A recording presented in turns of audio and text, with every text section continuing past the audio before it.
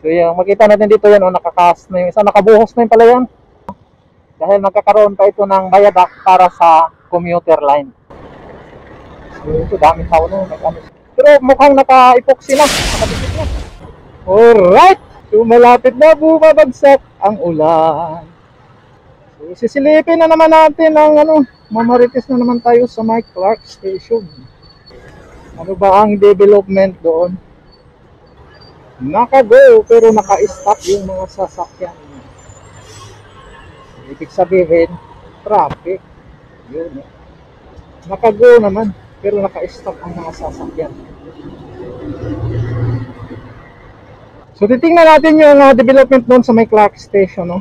Kasi yung sa May Clark ay nakailang span na rin yun. At dalawang bahagi yung sa unahan din, yung isang gantry ay umaatras ng dahil umabot na siya doon sa may mga poste na mababa, yung mga per head ay parang Y. So umatras na yung gantry doon sa ikalawang gantry doon sa may dulo ng Clark. Tignan natin kung nakailang span. Nakalimutan ko kung nakailang span na yun dito sa may istasyon, yung malapit sa may SM Clark, yung gantry. Kung nakailang span na ng viaduct yung natatapos niya doon. So ito, ayun kasi yung mga box girder nila ay nanggagaling yan sa kanyang casting yard dito sa may bahagi ng Balite. So doon yung casting yard ng Italian Thai Development. At ilang metro na lang tayo, aakyat na tayo sa may tulay. Kita naman natin yung tulay dyan na napakalapad na tulay. Aakyat na tayo at ilang metro na lang mula dyan sa tulay ay kakaliwa na tayo, papasok na sa may SM Clark. Man tayo lagi pumupunta pag nag-update dyan sa may ginagawang initial Clark Station. So dito na tayo sa may kung saan ang ginagawang Clark Station. At yan, makita natin yung kasalukuyang ginagawang dyan, viaduct at saka yung gantry. Dito yung extension nilang bakod, pumupunta na sila dito, papunta na doon. So kikita na natin yung ginagawang viaduct dito. Dito yung ginagawa, kasalukuyang ginagawa nila ditong viaduct. Yan 1, 2, 3, 4, 5, 6, pang-anim na span. Itong ginagawa nila dito. Yung pang-anim na span na ito.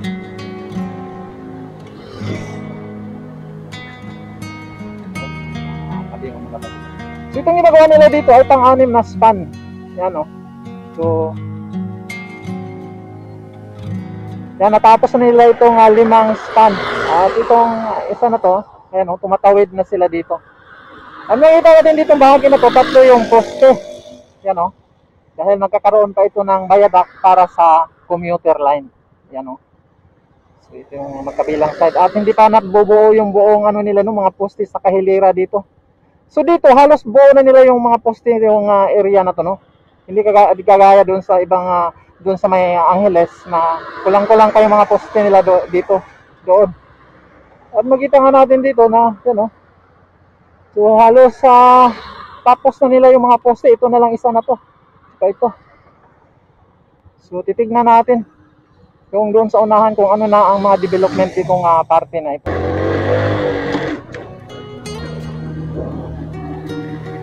So So makikita na natin na halos dito.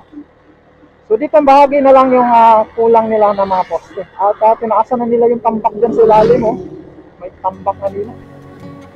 Yan So dito lang parte yung kulang pa ng mga pyramid yung mga poste. At yan. Dito tapos na. May bagong ginagawa dyan ano kaya yan? At dito, ayan kitang-kita natin dahil tinatanggalan na nila ng mga talahib yung parting ito. Yan kitang-kita natin. At ito na nga yung parte dito yung ginagawa nilang cast in situ. Yan Yan yung cast in situ dito. Yan So ito daming tao sila dito. Ginagawa ito. Yun yung cast in situ. At ito, ayun, kikita na natin yung isang gantry na papunta na siguro yan dito. Tignan natin yan Diretso na natin doon sa unahan. At dito, alam naman natin na na dito Tapos na yung mga poste dito lahat.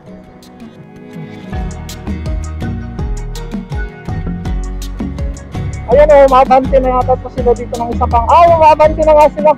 Ayan o, kasalubong doon sa isang gantry doon sa may istasyon. So umabante na pala ito. Ayan o. So naka-anchor pa yung mga box girder. Pero mukhang naka-epoxy na, nakadikit na.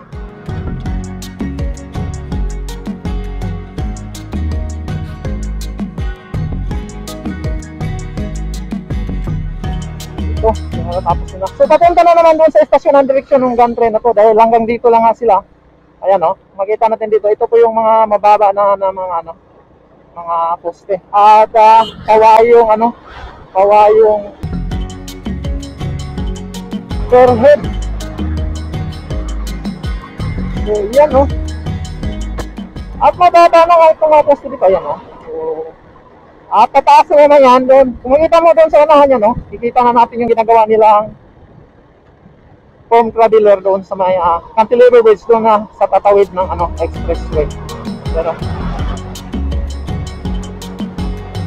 so,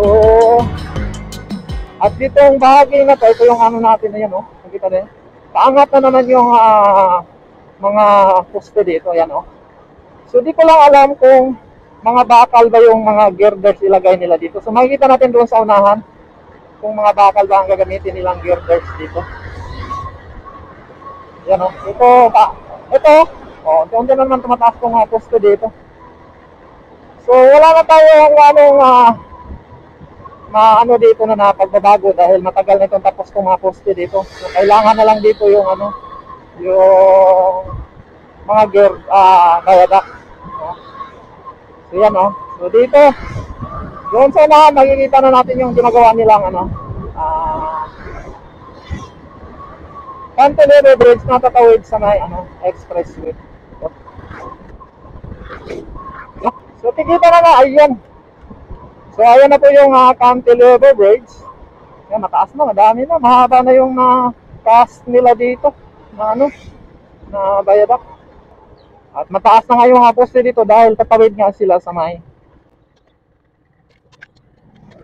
So tatawid na nga sila dito sa may expressway. Malapit na magdugtong, di ba? Siguro mga na lang.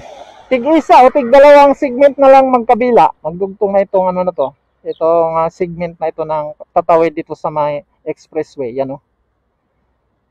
So yan po yung cantilever bridge. At baga balance no, kasi ang tubo niya, ang cast niya ay magkabila, nasa gitna yung poste at magkabila yung tumutubo, humahaba, no, magkabilang side, kaya balance cantilever.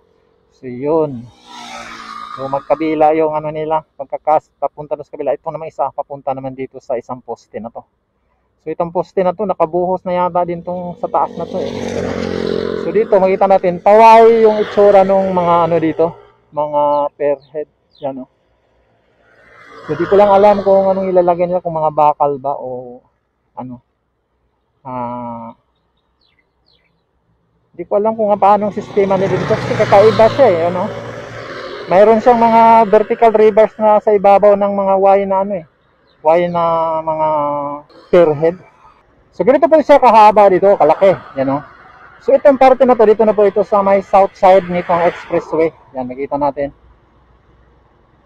So mahaba na. Ilang segment na tapos nila. 1, 2, 3, 4. Pang-apat na. Papunta. So ito sa kabila din. 1, 2, 3, 4. So balance ko sila. Sabay-sabay sila. So ngayon, makita natin na nakalagay na yung molding doon sa Pero tingin ko wala pang buhos ito. Yan o. So sabay-sabay sila. At dudugtong naman yan doon sa yung isang galing ng poste na yan. So yung makita natin dito yan, nakakas na yung isa, nakabuhos na yung pala yan. So dudugtong na lang. Siguro mga dalawang segment na lang yan. Dudugtong na yan. Ito, dalawang segment dito, magdugtong na rin ito doon sa foam cradler na nanggagaling naman doon sa norte na poste. Ayan o. So ito po yung pinaka-latest dito sa may balance cantilever bridge na tatawid dito sa may expressway. Napapunta naman doon sa underground station ng Clark. Yan o. Laki. Grabe.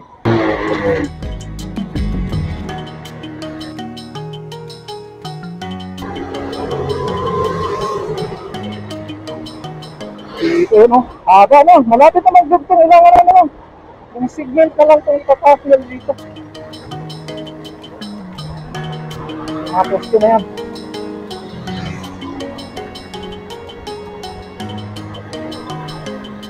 Yan.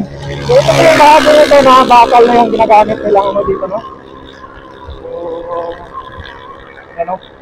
Bakal na nga yung mga gearbelts na nilalagay nila dito. Mga bakal na nga. Makita natin dyan, no?